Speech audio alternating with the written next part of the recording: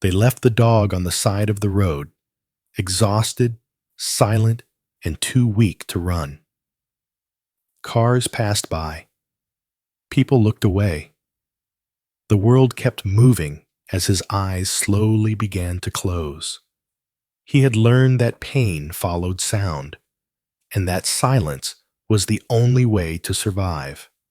Then, in the middle of all that noise, a Navy SEAL stopped. No shouting.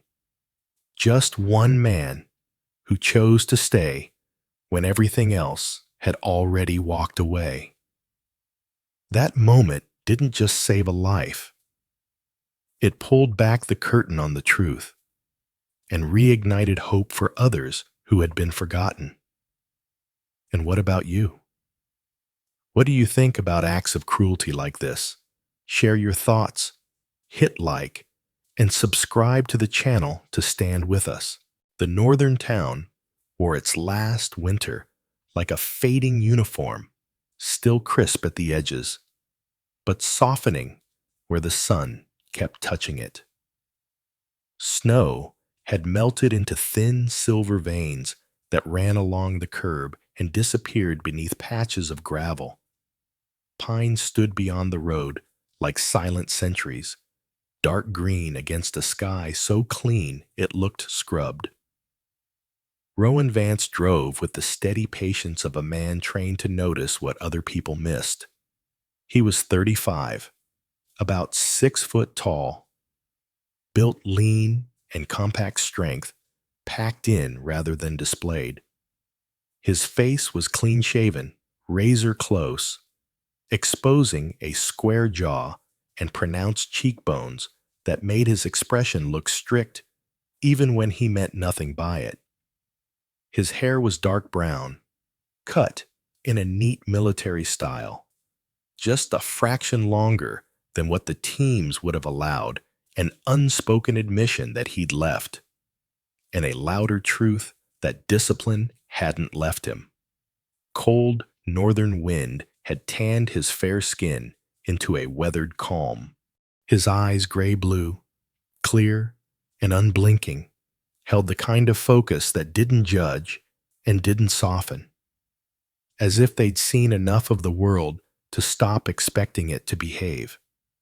His clothes were the same as always, an old tactical combat shirt in olive gray, the fabric worn soft, cuffs and shoulders lightly frayed, faded in places where too many washes and too many seasons had rubbed it down.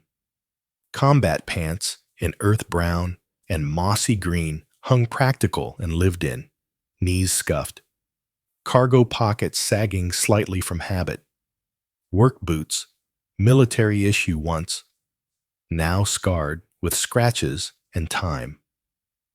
A battered military watch sat on his wrist, face faintly scratched, still accurate, still stubborn. In the passenger seat sat Coda, a German Shepherd black and tan mature and broad-shouldered, built like a working dog meant to endure long days. His back was dark as wet stone, and his legs carried warm tan markings like firelight. His coat had regained its health, glossy where it caught the sun, but a trained eye could still find where old scars hid beneath fur. His amber-dark eyes watched the world with a guarded intelligence. He wasn't a loud dog. He didn't offer friendliness like a trick.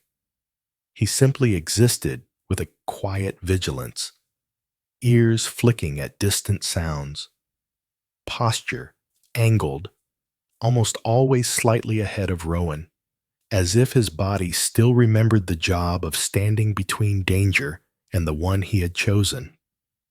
A simple black leather collar circled his neck.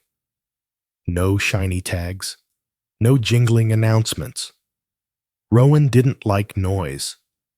Coda liked it even less. They turned into the parking lot of Halstead Veterinary Clinic, a low building of pale brick and wide windows that reflected the bright morning like a calm eye. The air smelled faintly of thawing earth and evergreen sap. Inside, warmth wrapped around them, carrying with it the clean sting of disinfectant and the soft undercurrent of animal's fur, fear, patience, hope. At the front desk sat a receptionist named Gloria, late 50s. Round glasses, silver hair pulled back into a tidy bun, the kind of woman who had been called ma'am her whole life and never once needed the title to command respect. She smiled with her whole face, a warmth that felt practiced and sincere. "Rowan," she said, voice bright. "Coda, you're right on time." Rowan nodded. It was his version of greeting. Gloria didn't take offense. People like her didn't require applause to feel seen. Coda's paws made almost no sound on the tile. He scanned the waiting room with a faux, deliberate sweep. A golden retriever puppy tangled in its leash, a calico cat in a carrier glaring at the universe, and a young boy swinging his legs beside his mother, clutching a cheap plastic whistle on a lanyard. Rowan registered the whistle the way a veteran registers a loose wire without panic, but without ignoring it. Before he could decide whether to move farther away, a door swung open and Dr. Wren Halstead stepped out. Wren was in her early 40s, tall and lean, moving with efficient composure. Her hair light brown, with a few strands of stubborn gray, was twisted into a practical knot that never fully behaved. Her face carried sharp cheekbones softened by tired, earthy eyes, the color of wet soil after rain. She wore a pale clinic coat over scrubs, sleeves rolled up like she'd already been wrestling the day into cooperation. There was gentleness in her manner, but it wasn't soft. It was the kind of gentleness forged by years of seeing pain and refusing to become numb. "Coda," she said first, as if greeting him mattered as much as greeting Rowan. Then she looked up. "And you, still breathing?" Rowan's mouth twitched. For him, that was a laugh. "Most days," he said. Wren ushered them into an exam room. The walls were painted a calming blue that tried its best. A poster of canine anatomy hung beside a corkboard of thank you cards. Coda jumped onto the scale without being told, standing still, posture rigid but controlled. Wren checked his weight, then ran practiced hands along his shoulders, ribs, hips. She listened to his heart, the stethoscope cold against fur. Coda endured the touch with a quiet tension. No growl, no snap, just a barely visible tightening of muscles, like a door bolted from the inside. "He's strong," Wren said, "steadier than last time. How's the leg? Any stiffness in the morning?" Rowan shrugged. "Only when the weather gets dramatic." Wren nodded, making notes. "Northern weather loves drama. That's why it comes back every year." Coda's ears twitched, not at Wren's voice, at something else. It began as a small sound, thin and bright, slicing through the hum of the clinic. A long, high whistle one sustained note, childish and careless, as if the air itself were a toy. The boy in the waiting room had lifted the plastic whistle to his lips, testing it out, while his mother looked at her phone. The note hung in the hallway like a thread pulled tight. Coda froze. Not the ordinary stiffening of a nervous dog. This was different. His whole body locked as if a switch inside him had snapped. His eyes went wide and empty at once, present in the room, but not in it. His breathing hitched, shallow and fast, like he was trying to drink air through a straw. Rowan moved without thinking. He stepped between Coda and the open doorway, broad shoulders blocking the line of sound. He lowered his posture, hands visible, voice low, steady enough to borrow. "Not a command," he murmured. "Not here. Not now." Ren's pen stopped. Rowan didn't touch Coda at first. He waited for the dog to lean into the contact on his own. When Coda's head dipped a fraction, barely a surrender, Rowan placed his palm against the shepherd's neck. Warm fur, tense muscle, a heartbeat running too fast. The whistle stopped. A receptionist's gentle voice drifted in. "Sweetie, let's not do that in here, okay?" Silence returned, but it wasn't the same silence as before. This one had teeth marks. Coda swallowed, throat working. His ears stayed pinned back, his gaze fixed on the door as if expecting someone to enter and finish what the sound had begun. Ren watched closely. She'd seen fear before, but this was fear with a script fear that came from repeated rehearsal. "He reacts to that sound," she said quietly, not as a question. Rowan's jaw tightened. He didn't like explaining himself, not because he was secretive, but because some truths felt like reopening a wound just to prove it existed. "He reacts to a lot of sounds," Rowan said. Ren's eyes stayed gentle but firm. "Not like this." Rowan exhaled through his nose, slow. "It's specific." Coda finally blinked. Once, twice, like a man waking from a nightmare who isn't sure whether to trust daylight. Ren turned her attention back to the exam with deliberate calm, narrating each movement before she made it, warning Coda, giving him control. "I'm going to check the paw." "Good. Now the ear. Just looking." Coda trembled once, then steadied. He didn't resist. He endured. That difference mattered. Rowan stood close, silent as a shadow. He didn't soothe with praise or baby talk. His comfort was present, solid, unshowy, dependable. Ren finished the checkup and stepped back, hands on her hips, studying Coda's face the way an artist studies a cracked statue, trying to understand what happened before the break. "You did the work," she told Rowan. "He's healthier. He's here." Rowan's eyes flicked down to Coda. The dog's gaze met his, and for a moment, the world narrowed into a private language. Stay. Still. Safe enough. Ren leaned her shoulder against the counter. Her expression softened, and in it was something else. Curiosity tempered by respect. "Rowan," she said, voice quieter than before, "I've never pushed, but that reaction, it wasn't just fear, it was memory." Rowan looked away toward the window, where sunlight struck the snowmelt and made it glitter. Brightness had a way of mocking people who carried darkness inside them. He spoke without turning back. That sound meant something to whoever had him. Ren nodded once, slow, and to him. Rowan's mouth tightened as if holding back words that tasted like iron. Outside the exam room, the clinic bustled on. The squeak of a mop bucket, a dog barking once, a phone ringing. Normal life, small and noisy and unaware of how close it lived to tragedy.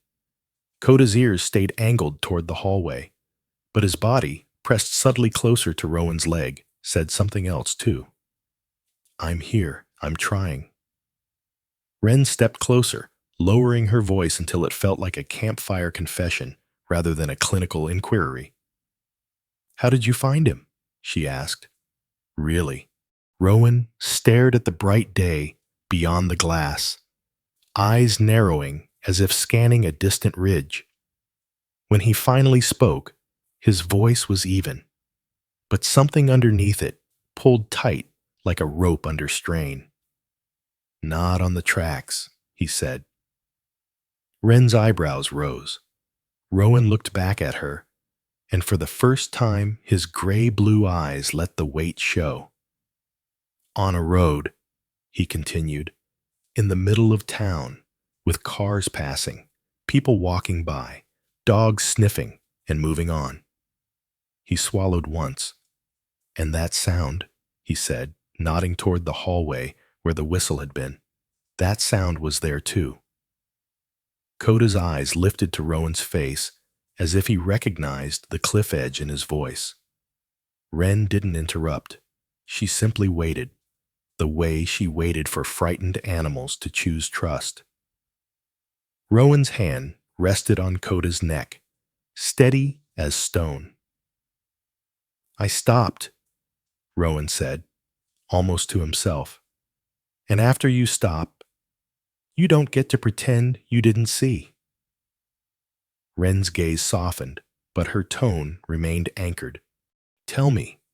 Rowan looked down at Coda, and Coda held the gaze without flinching.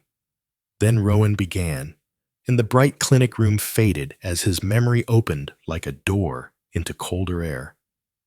Into a day when the world kept moving past suffering, and one man decided that motion wasn't an excuse.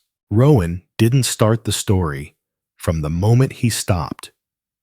He started it from the drive. That morning, the town had looked ordinary in the way small northern towns often do, busy without urgency, cold without cruelty. Snow lingered only in stubborn shadows, packed gray along sidewalks and piled thin at the edges of parking lots. Traffic moved in steady pulses. People walked with coffee cups in gloved hands, collars turned up, minds already elsewhere. Rowan had taken the long way through town, not for any reason he could name. He did that sometimes. Old habits from years when roots mattered, when predictability could kill you faster than chaos. The truck's engine hummed low. The radio was off. Silence had weight to him, but it was a weight he knew how to carry. That was when he noticed the shape near the curb. Not because it was dramatic, not because it was loud, because it was wrong. A large dark shape lay half on the concrete, half on the slushy gravel, where the road widened before the old industrial spur. Cars passed it without slowing. Tires sprayed dirty meltwater.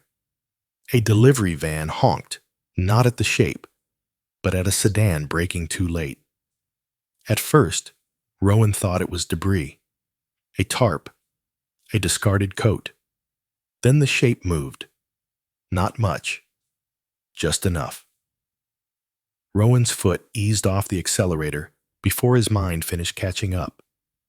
Years of training had burned certain instincts deep into muscle and bone. When something didn't fit the pattern, you slowed down. You looked again. He pulled to the side, hazard lights clicking on out of reflex. The world didn't pause for him. Cars kept moving. A man jogged past with earbuds in. A woman crossing the street glanced once, frowned, then looked away. The dog lay curled inward, its back toward traffic, body tight as a drawn bowstring. It was a German Shepherd large, unmistakably so, but reduced by posture into something smaller, something trying not to exist. Its coat was filthy, matted with road grime and dried blood near one hind leg. The leg itself lay at an unnatural angle, trembling when the dog tried to shift its weight. Every attempt to rise ended in failure, the effort collapsing into a quiet shudder. Rowan got out of the truck. Cold, bit through his boots. Gravel crunched underfoot. He moved slowly, deliberately, keeping his hands visible at his sides. The dog didn't bark. That was the first thing Rowan clocked. Most dogs in pain barked, snapped, growled. This one did none of it. Its ears flattened, its body tensed further, as if sound itself were dangerous. A pickup roared past, horn blaring at nothing in particular. The dog flinched so hard its claws scraped the pavement. Rowan stopped a few feet away and lowered himself into a crouch, reducing his profile. He didn't speak. Words were often more threat than comfort. Up close, the damage was clearer.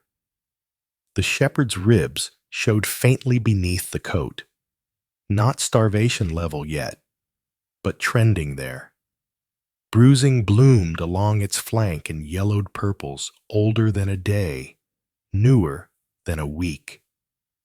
Around one ankle, the fur was rubbed away in a raw ring, skin abraded as if from rope or wire. This wasn't an accident. Rowan knew accidents. He'd cataloged them for a living once. A woman slowed nearby, phone already raised. She filmed from a safe distance, lips pressed thin. "Someone called animal control?" She asked the air, not Rowan. "No," another voice said, "but they'll come."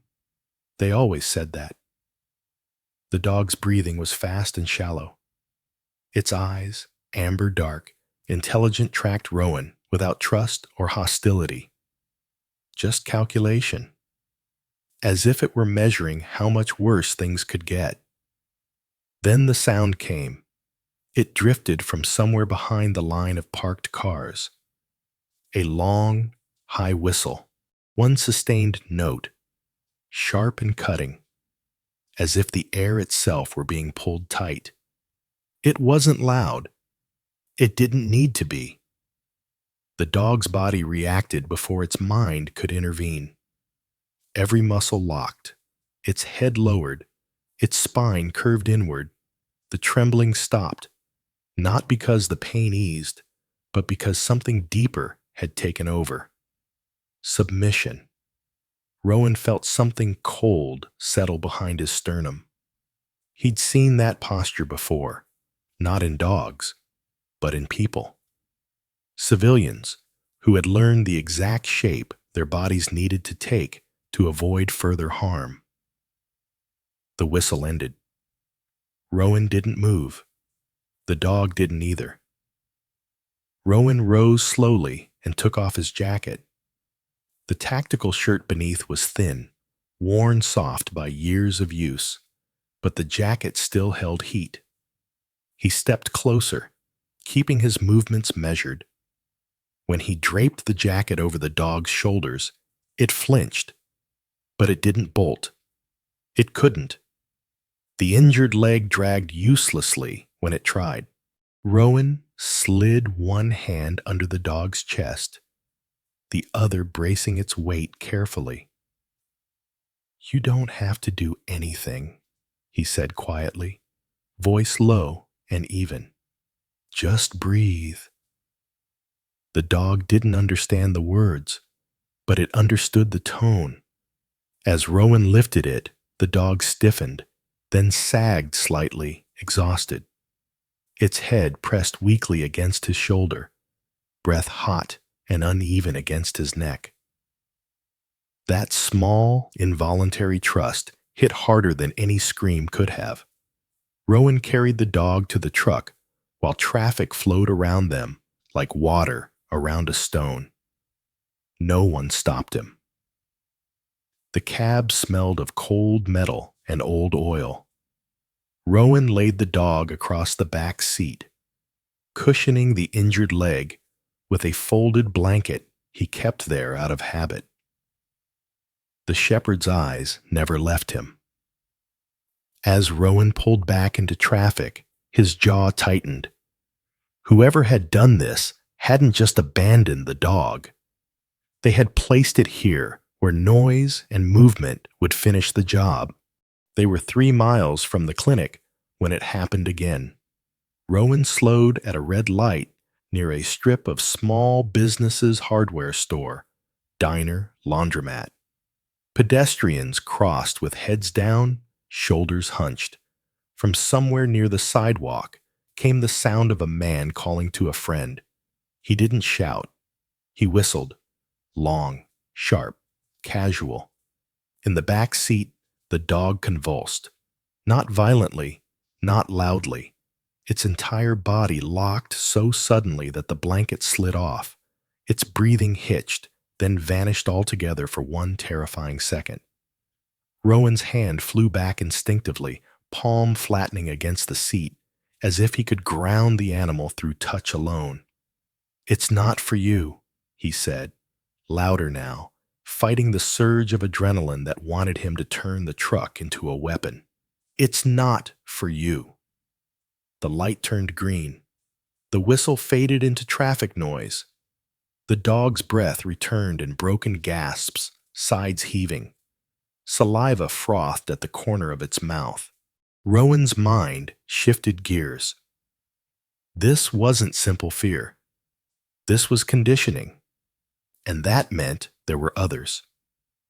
As Rowan pulled into the clinic's lot, the dog did something unexpected. Despite the pain, despite the shaking, it lifted its head and fixed its gaze on the building eyes narrowing, alert, almost intent. Not fear, recognition. Rowan followed the line of that stare and felt a prickle of unease. The dog wasn't just reacting to the past. It was watching the present. The clinic doors opened automatically, warm air spilling out. Inside, fluorescent lights hummed softly. A woman behind the desk looked up. Dr. Wren Halstead. Wren was tall and spare, her posture upright but unforced. Her hair, a practical light brown, was pulled back in a knot, already loosening. Fine lines traced the corners of her eyes, not from age alone, but from years of focus, of squinting at wounds and charts and choices that didn't always have good answers. She took one look at Rowan's face, then at the dog in his arms. "Exam room," she said, already moving. No questions, no hesitation. Inside, Wren worked with calm efficiency, her hands steady as she assessed the damage. She narrated softly, not for Rowan's sake, but for the dog's. "Easy. I know. I see it. We're just looking." The dog trembled under her touch, but it didn't snap. Its eyes tracked her every movement, wary but engaged. Wren's expression tightened as she cataloged injuries. Bruising in different stages of healing. Dehydration. Likely fracture. "This didn't happen today," she said quietly. Rowan nodded. He hadn't expected otherwise. Wren met his eyes. "You understand the odds." "I understand time," Rowan replied. "And I understand walking away." He stayed. Hours later, after fluids and scans and careful interventions, the dog lay sedated but alive, chest rising in steadier rhythm. Wren removed her gloves and leaned against the counter, exhaustion finally showing. "He's strong," she said, "but strength isn't the problem." Rowan watched the dog sleep. "Then what is?" Wren's gaze softened, but her voice didn't. "Someone taught him to associate survival with surrender." Rowan's jaw clenched. Outside, the town went on, lights changing, doors opening, people heading home. Inside that small room, something quieter and heavier settled into place. Rowan didn't know the dog's name. He didn't know who had broken it. But he knew one thing with unsettling clarity. Stopping hadn't been the hard part. Staying would be. Rowan didn't leave the clinic when the sedation took hold. Most people did. They stepped out for coffee, made calls, paced hallways as if distance could bargain with outcome. Rowan stayed where he was, back against the pale blue wall, arms loosely crossed, boots planted flat on the linoleum. Stillness came easily to him. Waiting did not. Coda lay on the padded table, chest rising and falling in slow, measured rhythm. The dog looked smaller under the exam lights, not because his body had shrunk, but because pain had taught him how to fold inward.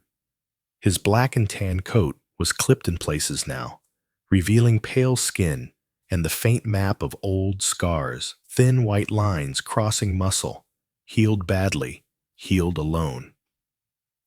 Rowan watched the breathing, in, out.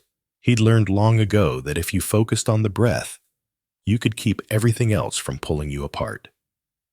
Dr. Wren Halstead moved around the room with quiet efficiency. She washed her hands, dried them, then leaned over a light board to review the x-rays. The images glowed stark and unforgiving.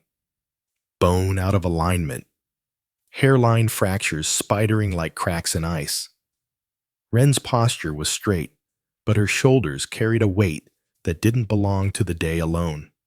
She had the look of someone who never rushed bad news, not because she enjoyed it, but because haste made lies easier to swallow. She turned to Rowan. "He has a fracture in the hind leg," she said, "clean but displaced. That's the good news. The bad news is everything else." Rowan didn't respond. His eyes stayed on Coda. Wren continued, voice even. "Dehydration, muscle atrophy from confinement, bruising in multiple stages of healing. This wasn't a single incident." "No," Rowan said quietly. "It wasn't." Wren studied him for a moment.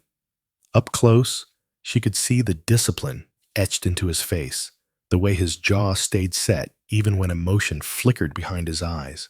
She'd learned to read people the way she read animals. This man didn't posture. He absorbed. "There's also behavioral trauma," she added. "Severe. The reaction you saw earlier, that wasn't just fear, that was conditioning." Rowan finally looked at her. "Explain it." Wren appreciated the request. Not everyone wanted truth in plain language. "Someone paired a specific stimulus with punishment," she said, repeatedly. Enough times that his nervous system learned the pattern. Sound equals consequence. He doesn't wait to see what happens next. His body decides for him. Rowan nodded once. He understood conditioning. It was how soldiers were made. It was also how they were broken. "Can it be undone?" he asked. Wren hesitated. That was answer enough. "It can be managed," she said, "with time, consistency, safety. But I won't lie to you, this won't be quick, and it won't be cheap." She slid a clipboard across the counter. The numbers were neatly printed, clinical, almost polite. They might as well have been written in another language. Rowan glanced at them. He didn't flinch. "I'll cover it," he said. Wren blinked. "You don't even know. I know enough." She leaned back slightly, studying him with a different lens now. Not as a client, as a person making a decision that would follow him home. "You understand what you're agreeing to?" she asked. "This isn't a rescue and release situation. He'll need surgery, rehab, behavioral work, and even then, he'll still be himself," Rowan finished. "Yes," Wren said softly, "and that self may always carry this." Rowan looked at Coda again. The dog's ears twitched in his sleep, reacting to something only he could hear. "So do I," Rowan said. Wren didn't ask what he meant. She nodded once, sharp and decisive. "All right, we'll prep him for surgery." As she moved to make arrangements, Rowan reached out and rested his hand lightly against Coda's shoulder. Not gripping, just there. You don't know me, he murmured, more to himself than to the dog. But I don't quit halfway. The surgery took most of the afternoon. Rowan stayed in the waiting room this time, seated near the window where thin winter light filtered through. The room smelled of disinfectant and old magazines. A radio played softly behind the front desk classic rock turned low enough to be background, not comfort. Across the room sat an older man with a beagle wrapped in a blanket. The man's hands shook as he stroked the dog's ears, whispering reassurances that sounded more like apologies. Near the door, a young woman with a cat carrier stared at the floor, her knee bouncing in a fast, anxious rhythm. Rowan noticed all of it. He always did. Time passed in fragments. 10 minutes, 20, an hour. At some point, the receptionist Gloria brought him a cup of coffee he hadn't asked for. It was strong and a little burnt. He drank it anyway. When Wren finally emerged, her shoulders sagged just slightly, the way people did when tension let go all at once. He made it through, she said. Rowan's breath left him in a controlled release he hadn't realized he was holding. The fracture is stabilized, Wren continued. We'll know more once he wakes up. Pain will be an issue. Fear will be a bigger one. Rowan stood. Can I see him? Wren nodded and led him to recovery. Coda lay swaddled in blankets, leg bandaged and elevated. His breathing was slower now, but his eyes fluttered beneath half-closed lids, restless even in sedation. Rowan pulled a chair close and sat. He didn't talk much, just stayed. Minutes later, Coda's eyes cracked open. For a moment, panic flashed raw and instinctive. His muscles tensed, a low sound catching in his throat. Rowan leaned forward, voice steady and low. Easy. You're not alone. The dog's gaze found him, held. The panic didn't vanish, but it loosened just enough. Wren watched from the doorway, arms folded loosely, expression unreadable. He's orienting to you, she said quietly. That's not nothing. Rowan nodded. He's choosing. As Rowan reached for the water bowl on the counter, Coda did something unexpected. Despite the pain, despite the haze of medication, the dog shifted his head, not toward Rowan, but toward the door. His ears angled sharply, eyes suddenly alert. Then, just as quickly, he relaxed. No sound followed. No footsteps. Nothing Rowan could hear. But the moment lingered, unsettling and precise, like a warning delivered in silence. Wren met Rowan's gaze. He noticed something, she said. Rowan's jaw tightened. He always does. By evening, the clinic quieted. Lights dimmed. The radio went off. Gloria locked the front door and waved goodnight. Wren returned with paperwork, adoption forms, treatment plans, a schedule that stretched months into the future. Rowan signed, without hesitation. You're sure? Wren asked. Once you take him home, this is yours, all of it. Rowan handed the clipboard back. I stopped already. Might as well stay. Wren exhaled, a sound halfway between relief and resignation. There's one more thing, she said. He'll need a name. Something consistent. Predictable. Rowan looked at the dog. The shepherd's eyes were open now, watching him with guarded focus. Not trust yet. Something closer to assessment. Coda, Rowan said after a moment. Wren smiled faintly. What does it mean? Friend, Rowan replied. Allie. Wren nodded. Then let's make him one. Night settled by the time Rowan carried Coda out to the truck. The air was sharper now, stars pricking through the dark. Rowan moved carefully, supporting the injured leg, settling the dog onto the prepared bedding in the back seat. Coda didn't resist.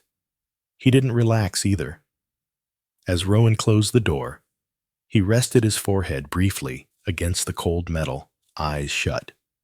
He'd walked away from many things in his life, from places that burned themselves into memory, from people he couldn't save. This time, he hadn't. He slid into the driver's seat and started the engine. As the truck pulled away from the clinic, Coda shifted, inching closer to the back of the seat, as if orienting himself toward Rowan's presence. Rowan glanced in the rearview mirror. Their eyes met. Not gratitude, recognition. Rowan faced the road ahead, hands steady on the wheel. Staying, he realized, wasn't about courage. It was about endurance. And endurance, at least, was something he understood. The cabin did not welcome strangers. It sat just beyond the tree line, tucked between tall pines that leaned inward as if sharing secrets. Weathered wood walls carried the marks of long winters, grain raised, corners softened by snow and wind. A narrow gravel drive curved toward it, crunching under Rowan's tires as he pulled in and cut the engine. The silence that followed was deep, natural, and unforgiving.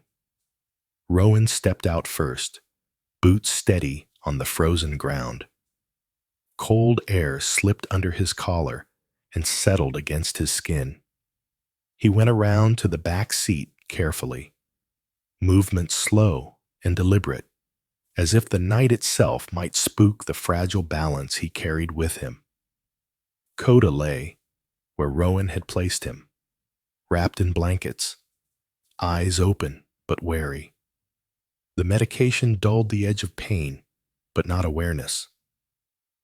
His amber, dark gaze tracked Rowan's approach, ears shifting, body tense in the way of an animal who had learned that new places often meant new rules and new consequences.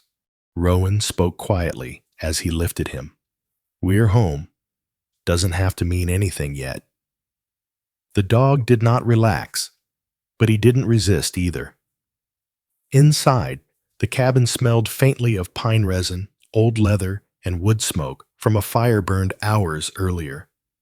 Rowan flicked on a single lamp near the couch. The light was warm but low, throwing long shadows across the floor. He had learned long ago that brightness could feel like exposure. He set Coda down on a padded mat he'd placed near the fireplace, careful to support the injured leg. The mat was thick, plain, clean, no patterns that might confuse, no bright colors that demanded attention. Coda stayed rigid, eyes darting from corner to corner. The cabin was quiet, but not silent. The wind moved through the trees outside, brushing branches together. Somewhere far off, ice cracked on the lake with a sharp pop. Rowan sat on the floor a few feet away, back against the wall, knees bent, hands resting open on his thighs. He did not reach out. He did not stare. He waited. Minutes passed.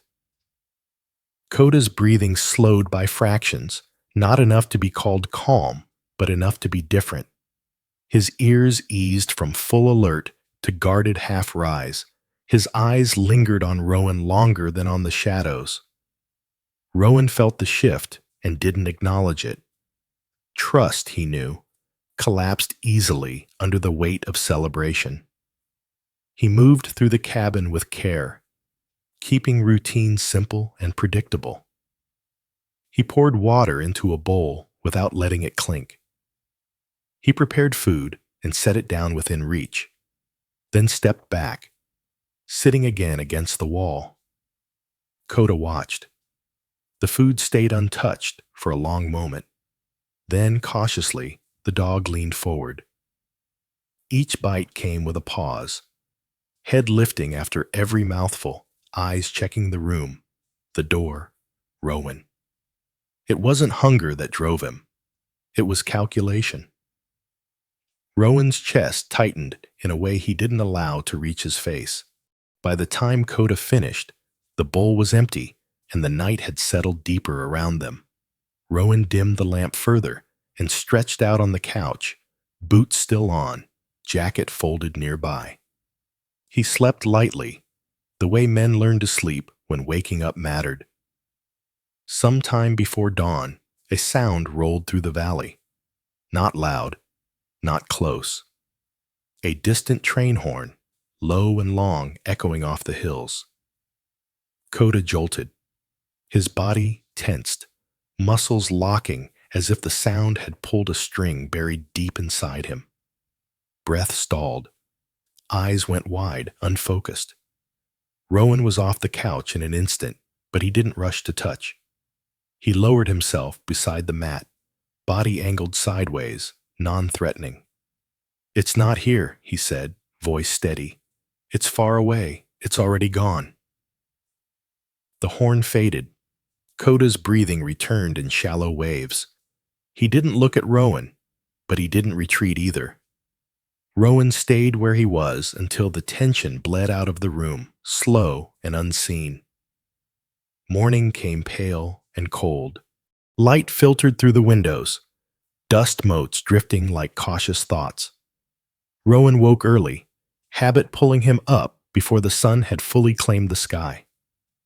Coda lay where he'd fallen asleep, leg elevated, body curled inward but less tightly than before. In daylight, his size was more apparent: broad shoulders, strong neck, the unmistakable build of a working dog bred for endurance. Yet his posture spoke of restraint learned through pain. Rowan prepared coffee, the smell filling the cabin. He moved slowly, narrating his actions in a low voice, not to command, but to inform. Water, coffee, window. Coda's ears flicked, absorbing cadence, if not content. Later that morning, there was a knock at the door. 3 firm taps, measured, not aggressive.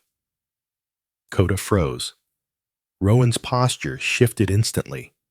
He didn't reach for the dog. He positioned himself between Coda and the sound, one hand raised slightly, not to soothe, but to signal stillness. He opened the door. A man stood on the porch, breath fogging in the cold air.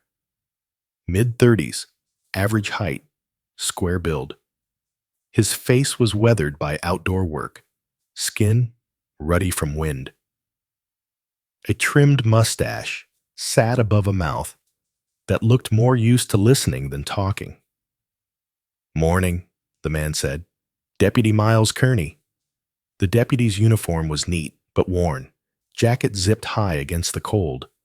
His eyes were observant but not hard, the kind that noticed posture and tone before drawing conclusions. "We spoke on the phone last night," he added. "Clinic called in a report." Rowan nodded. "Come in." Miles stepped inside, boots stopping just past the threshold.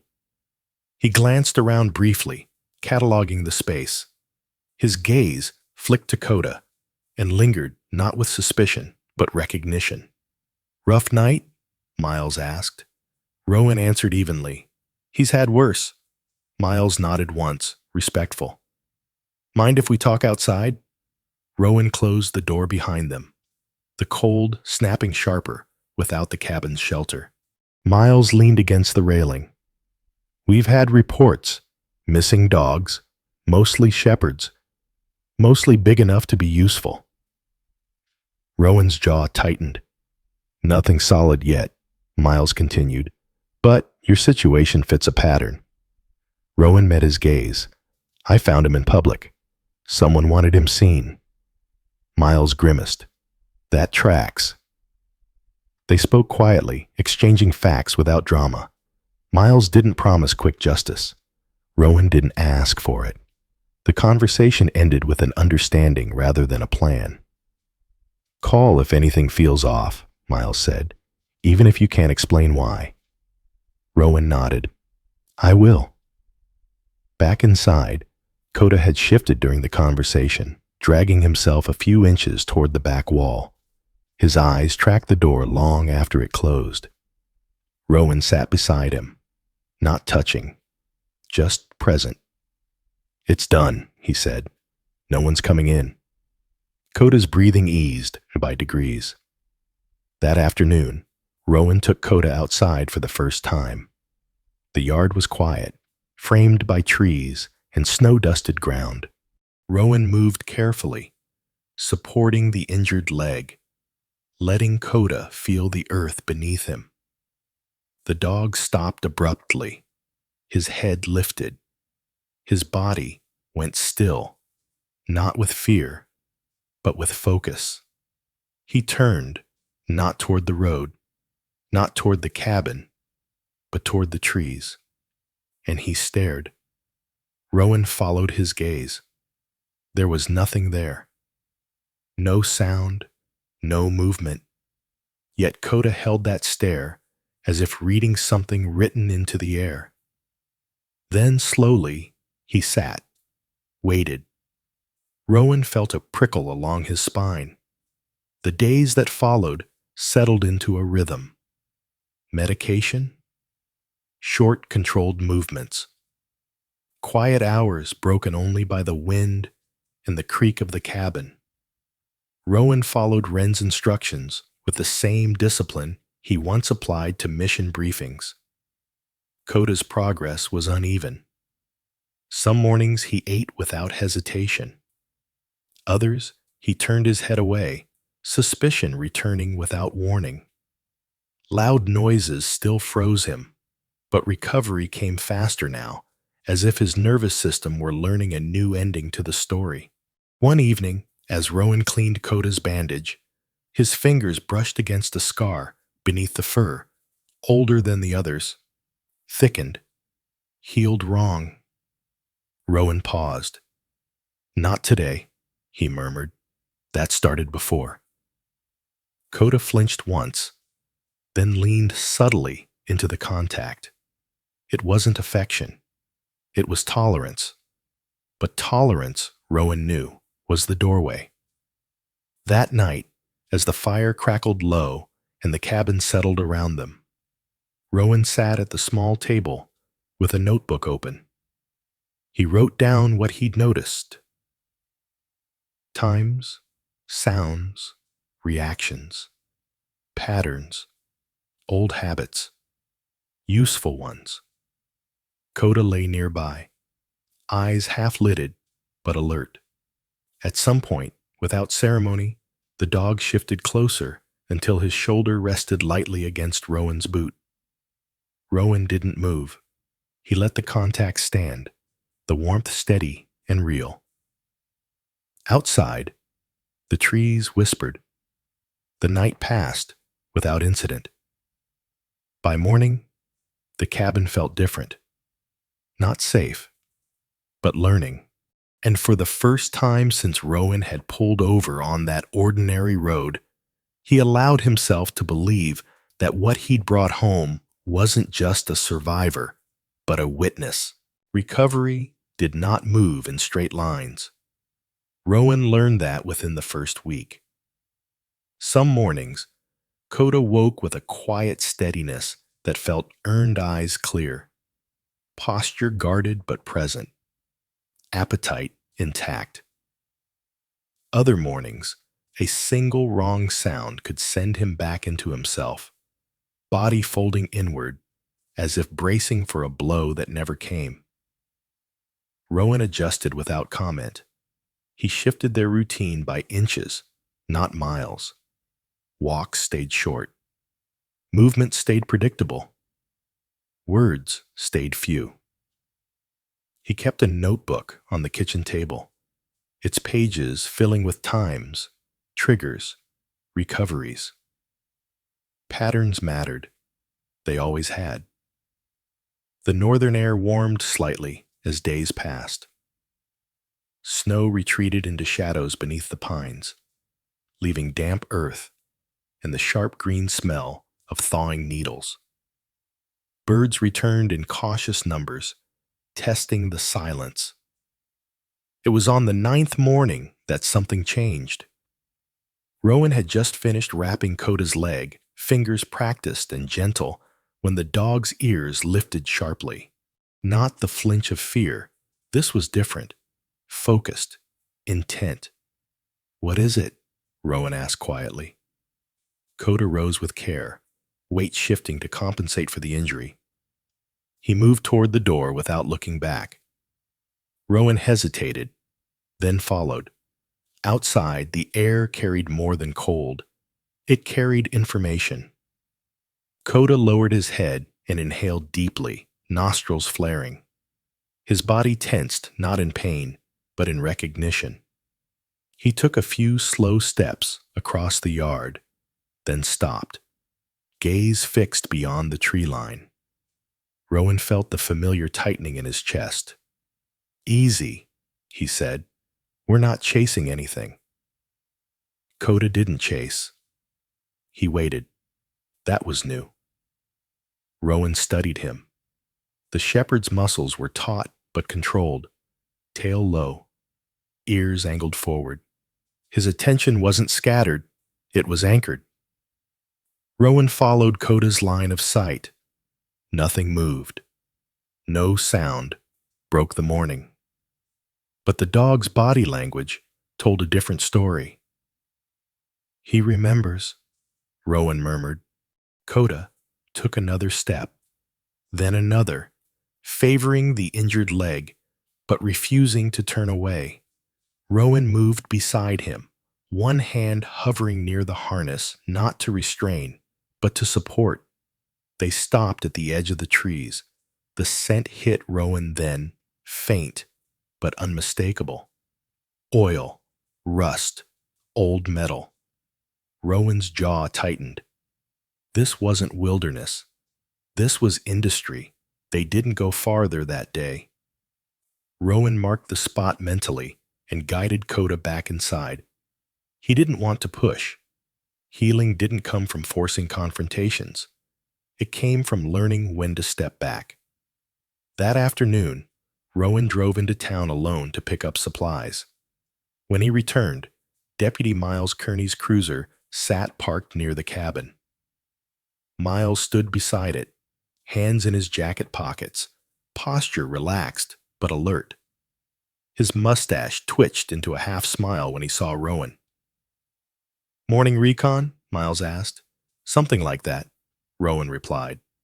Miles nodded toward the tree line. "You smell it too?" Rowan's eyebrows lifted slightly. "Ours isn't the only nose around here," Miles added. "Been getting calls. Folks complaining about noise near the old industrial lots, trucks at odd hours." Rowan didn't ask questions. He listened. Miles continued. "Most of it's nothing we can act on yet, but your dog?"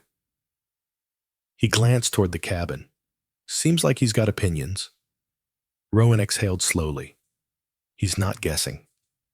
Miles studied Rowan for a moment, weighing something unseen. "If he leads, you follow carefully," he said, "and you call me before you do anything stupid." Rowan nodded. "That's fair." Coda's condition improved enough by the second week for short, controlled walks beyond the yard. Rowan kept them close at first, circling the cabin, letting Coda choose the pace. The dog's movements grew more confident with each outing, his posture lifting, his steps steadier. Then one afternoon, without warning, Coda changed direction. Not abruptly, deliberately. He turned toward the same stretch of woods as before and began moving, slow, patient, unyielding. Rowan followed. The path was faint, more suggestion than trail, worn by animals and time. The smell grew stronger as they advanced diesel fuel, cold iron, stale air trapped too long inside concrete walls.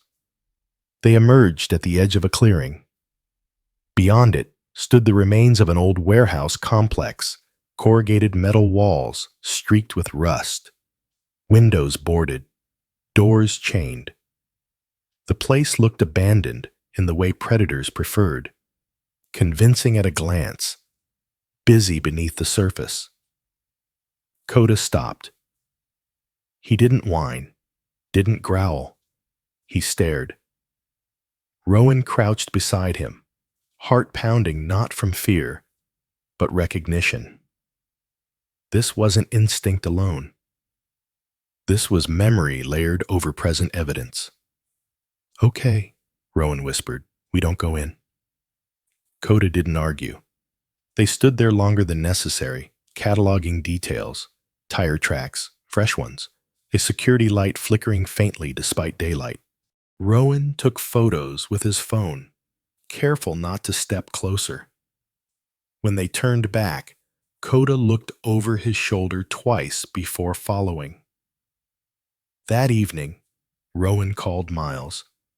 "I found something," he said simply.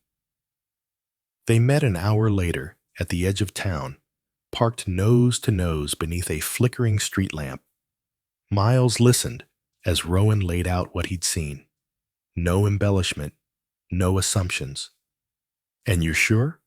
Miles asked. Rowan glanced at Coda, who lay in the back seat, eyes alert even at rest. "Yes," Rowan said. "He's sure." Miles sighed. "We'll need warrants, surveillance, time." "How much time?" Rowan asked. Miles didn't answer directly. "Enough that if they're moving dogs through there, some won't be there by the time we arrive." Rowan absorbed that. "I'm not asking you to go in," Miles added quickly. "Not alone, not injured, not tonight." Rowan nodded. "I know." They parted with no resolution, only understanding. That night, Rowan woke to a sound that didn't belong. Not the wind, not the trees. A low, mechanical hum, distant, rhythmic.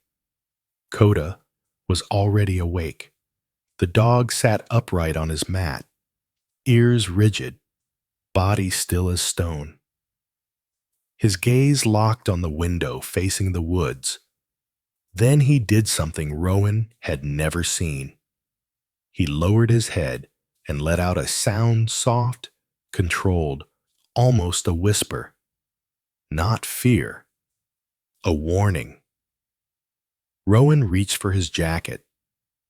The sound faded before Rowan reached the door. He stopped himself. Charging into darkness had consequences. He knew that better than most. Instead, he moved to the window and watched. Headlights flickered between the trees far off, brief, masked by terrain.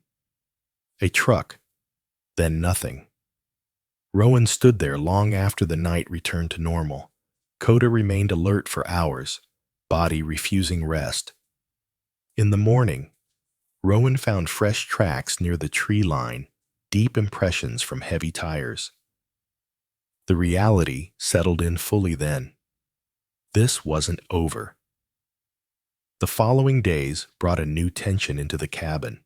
Rowan reinforced habits-checking locks, varying routines, limiting exposure. He kept Coda close, never out of sight for long.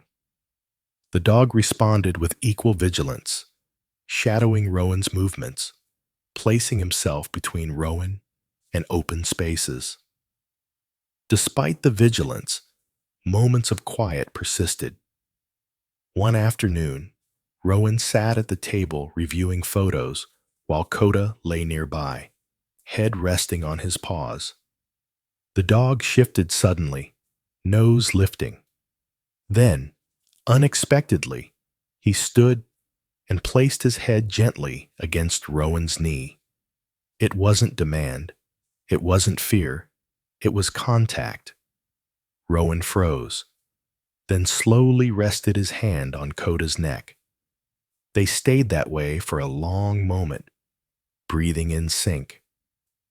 Whatever had been taken from Coda had not erased his ability to choose connection.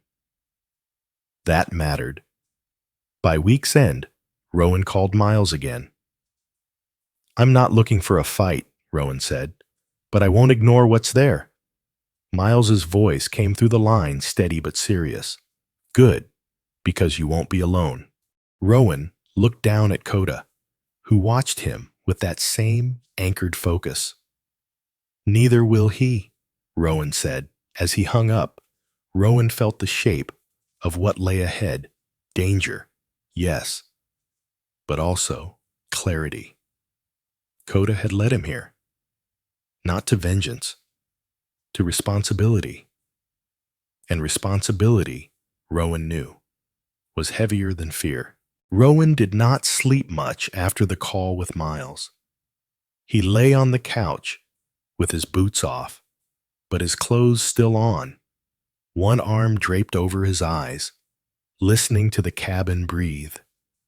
The wind pressed against the walls, eased, pressed again. The fire had burned down to embers, releasing a faint, steady heat that kept the room from going cold. Coda lay on his mat near the hearth, eyes open. Not restless, not afraid. Watching. Rowan had learned the difference. Morning came gray and quiet, the kind of morning that felt like it was holding its breath. Rowan brewed coffee and moved through the cabin in practiced silence. Coda shifted when Rowan did, tracking him with that anchored gaze, the injured leg still limiting, but no longer defining his movement. The warehouse sat in Rowan's thoughts, like an unfinished sentence. He didn't intend to go near it. Not yet. Miles had been clear about procedure, and Rowan respected that. Respect didn't mean blindness, though. It meant preparation. By late morning, Rowan loaded the truck with supplies he didn't strictly need.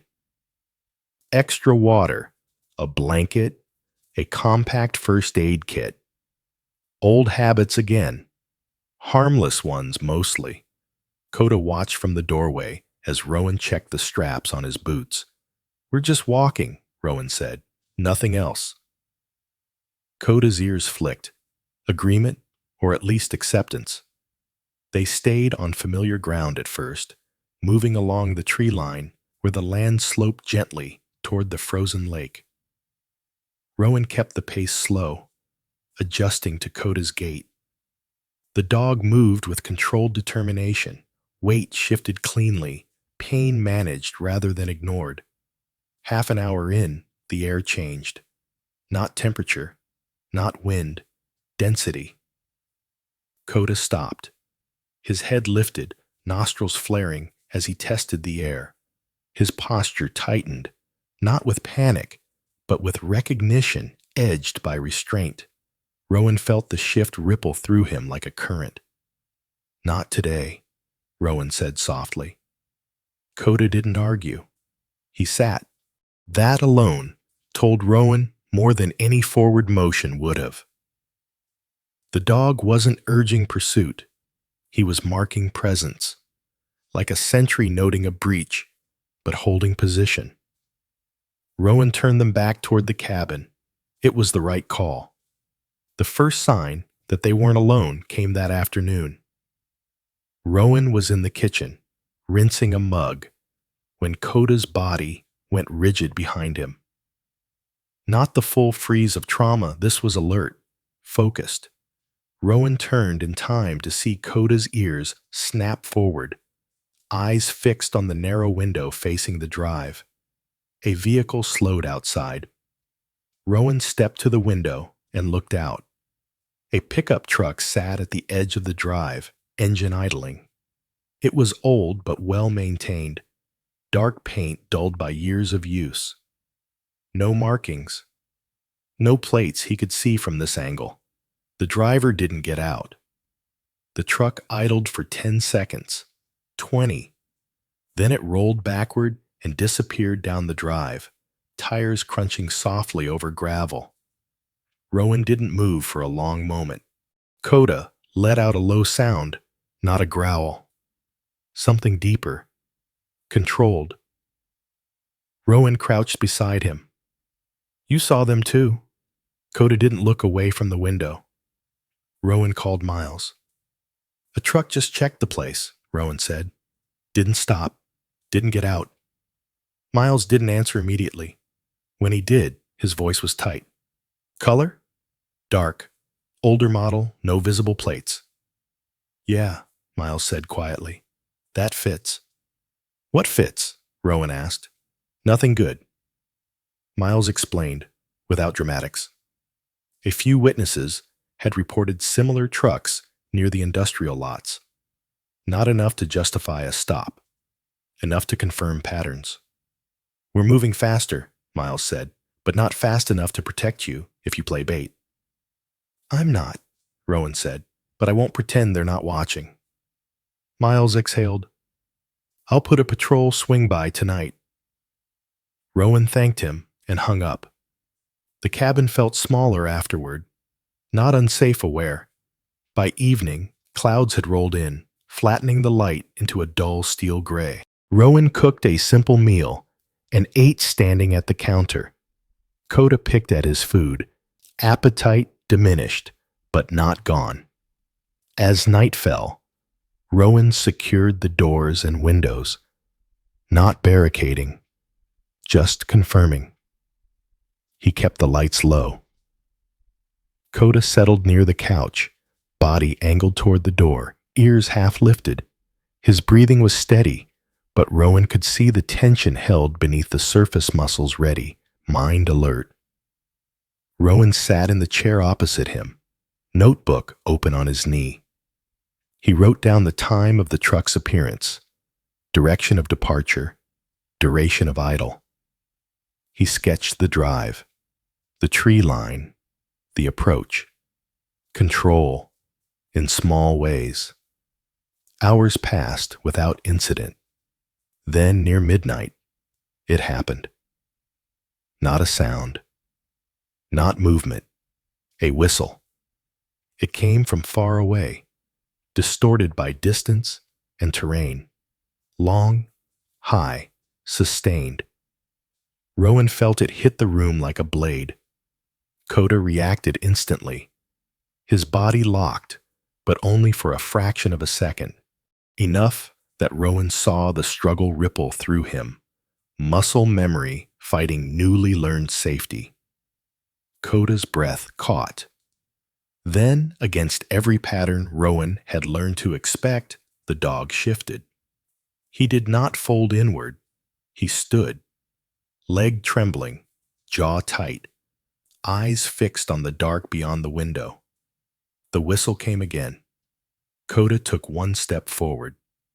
Rowan was beside him in an instant, one hand hovering near his collar, not pulling, not holding. You don't have to, Rowan said quietly. You hear me? You don't. Coda didn't look back. He wasn't chasing the sound. He was facing it.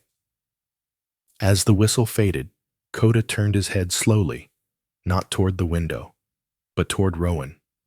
Their eyes met, and for the first time since Rowan had known him, Coda did not ask for direction or reassurance. He waited for permission. Rowan swallowed. He knelt in front of the dog, lowering himself to Coda's eye level. He placed both hands on the shepherd's shoulders, firm but calm. We don't go out, Rowan said. Not tonight. You don't have to prove anything. Coda held his gaze, breathing hard. Then, with visible effort, he sat. The tension didn't vanish, but it settled, contained. Rowan rested his forehead briefly against Coda's, eyes closed. That was enough, he murmured. They stayed that way until the room felt normal again. The whistle did not return. The next morning dawned pale and cold, frost clinging to the edges of the windows. Rowan woke stiff, but alert.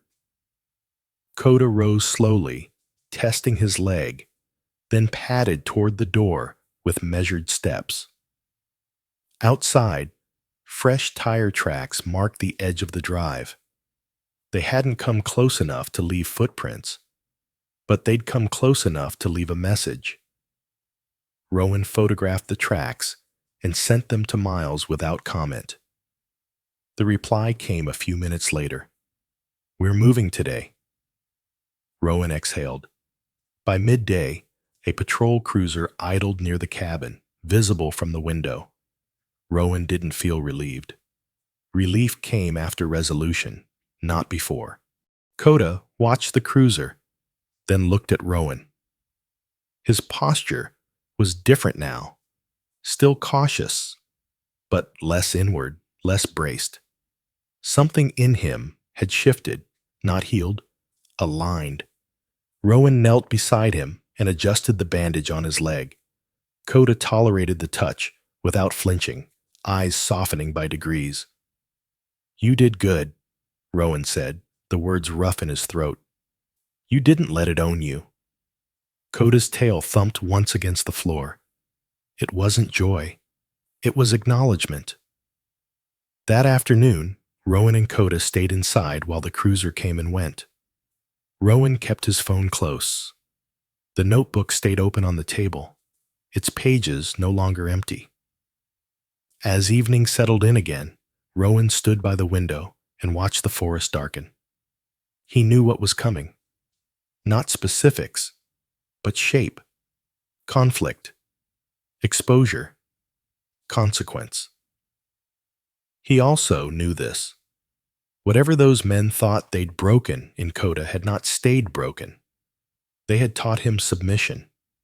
Rowan and time had taught him choice. Rowan rested his hand on Coda's neck, feeling the steady strength beneath fur and scar. "Whatever happens," Rowan said quietly, "we do it together." Coda didn't look at the woods. He looked at Rowan, and he stayed. The sirens did not arrive with drama. They came low and measured, their sound muted by distance and trees, like a promise kept quietly rather than a victory announced.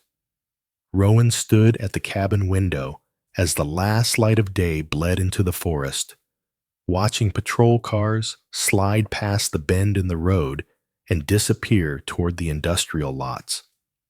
Coda stood beside him, not pressed close, not hiding, standing. The injured leg still limited him, but he bore weight on it now with a careful confidence. His ears tracked the fading sirens, then shifted toward the woods, then back to Rowan.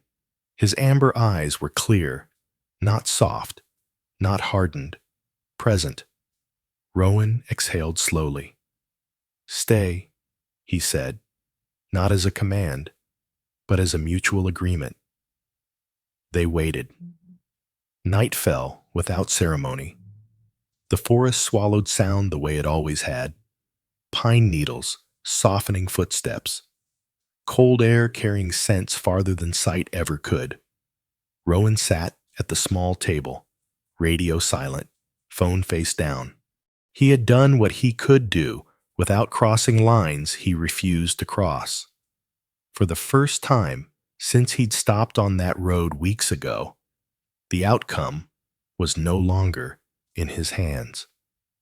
Coda lay near the door, chin resting on his paws, eyes half-lidded but alert. He shifted once, testing his leg, then settled again. Rowan noticed. He noticed everything, but he didn't intervene. Choice, not control. Time stretched. Then the radio crackled. Not Rowan's. A distant voice echoed faintly through the trees. Metallic, distorted. Coda's head snapped up. Rowan was on his feet instantly, heart hammering not from fear, but from readiness. He moved to the window and scanned the dark. Blue lights flickered far off, ghosting between trunks. The radio crackled again, closer now. Another voice answered it, urgent, focused. Rowan recognized the tone, even if he couldn't make out words. Action. Coda rose and moved toward the door, posture forward, but restrained. He stopped a step short and looked back at Rowan. Permission, again. Rowan knelt, resting both hands briefly on Coda's shoulders, grounding himself as much as the dog. Not ours, Rowan said quietly. Not tonight. Coda searched his face, then slowly sat. The sounds outside intensified. Engines, shouts carried on the wind. A door slammed, then another. Orders barked, sharp, practiced, unmistakable. Rowan closed his eyes for a brief second. He'd heard those sounds in other places, other lives. They never meant peace, but sometimes they meant an ending. The knock came just before midnight. Firm, controlled, familiar. Rowan opened the door to find Deputy Miles Kearney standing on the porch, breath fogging in the cold. His uniform was dusted with grime, jacket unzipped, radio clipped to his shoulder still alive with faint chatter. His face square, weathered carried a tension that had begun to unwind, leaving exhaustion in its place. It's done, Miles said. Rowan stepped aside and let him in. Miles glanced at Coda and nodded. Good to see you on your feet. Coda watched him, ears relaxed but attentive. Miles leaned against the counter, rubbing a hand over his mustache. Warehouse was active. 3 men on site. 2 trucks. 6 dogs. Rowan's jaw tightened. Alive? All of them, Miles said. Shaken, undernourished, but alive. Something in Rowan's chest loosened, just enough to breathe again.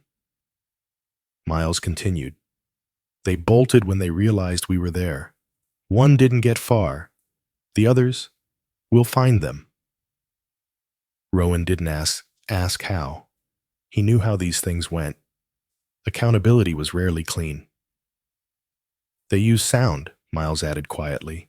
Whistles, conditioning. You were right. Rowan looked down at Coda, who had gone very still. You did good, Miles said. Both of you. Rowan met his gaze. It's not done for the dogs. No, Miles agreed. But it started. The following morning broke clear and cold.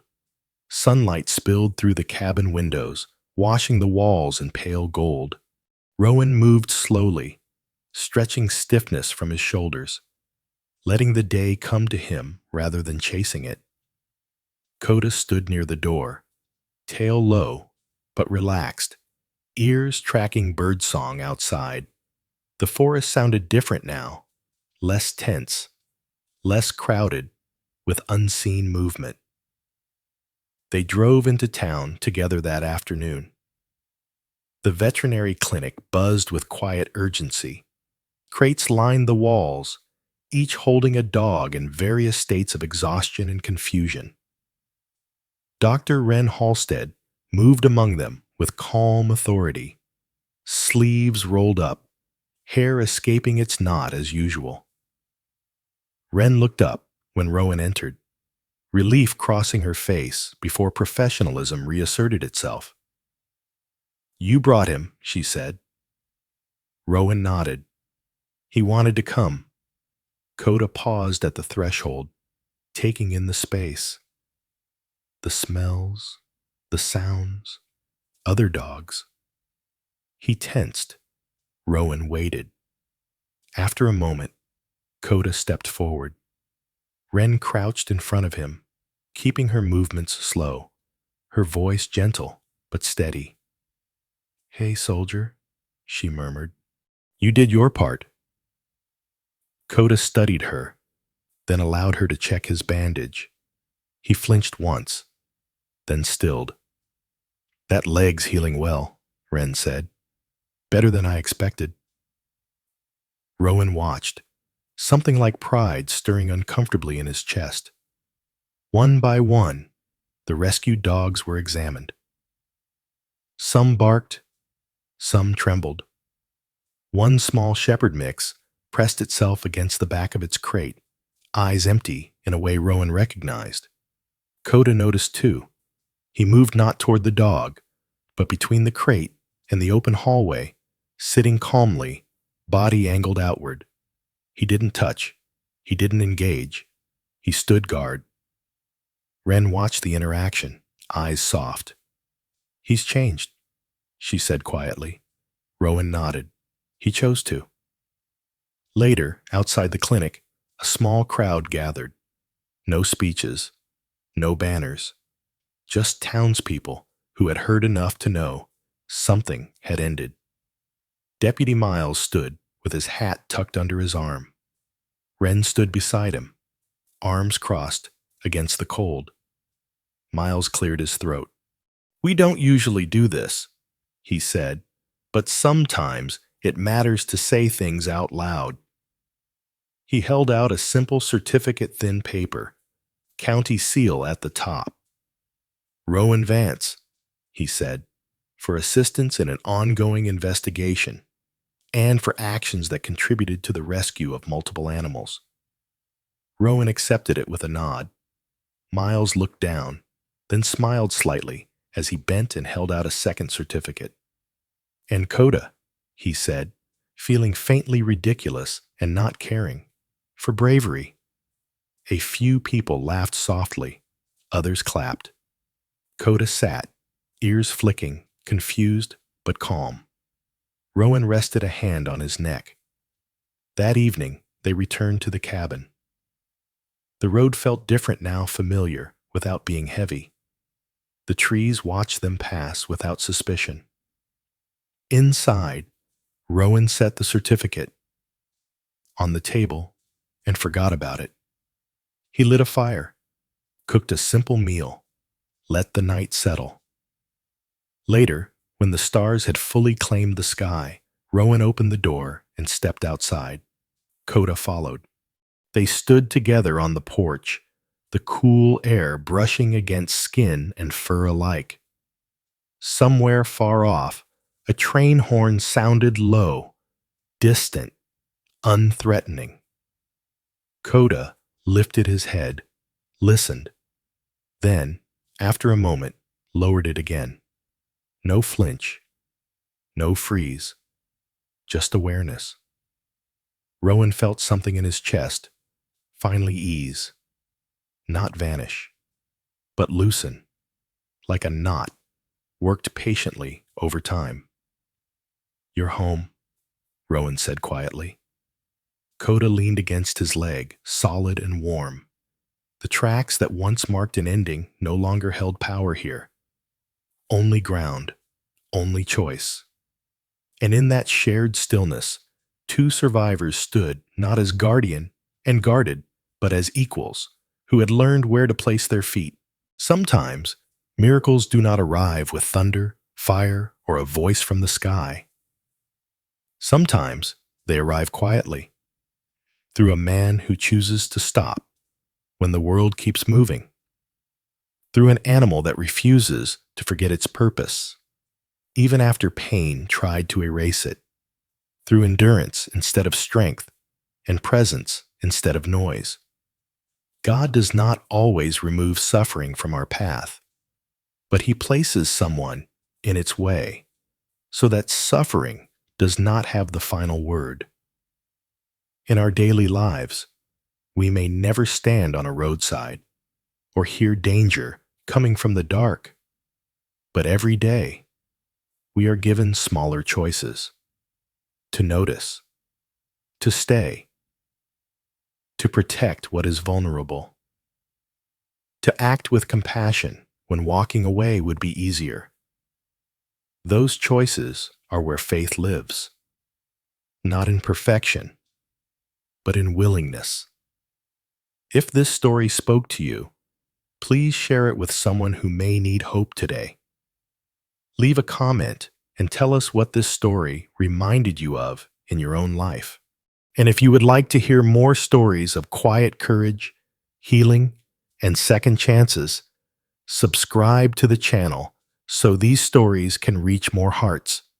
May God bless you and keep you. May He protect your home, steady your steps, and give you peace in places where fear once lived. And may you never miss the quiet miracles that pass through your life, asking only that you stop and see them.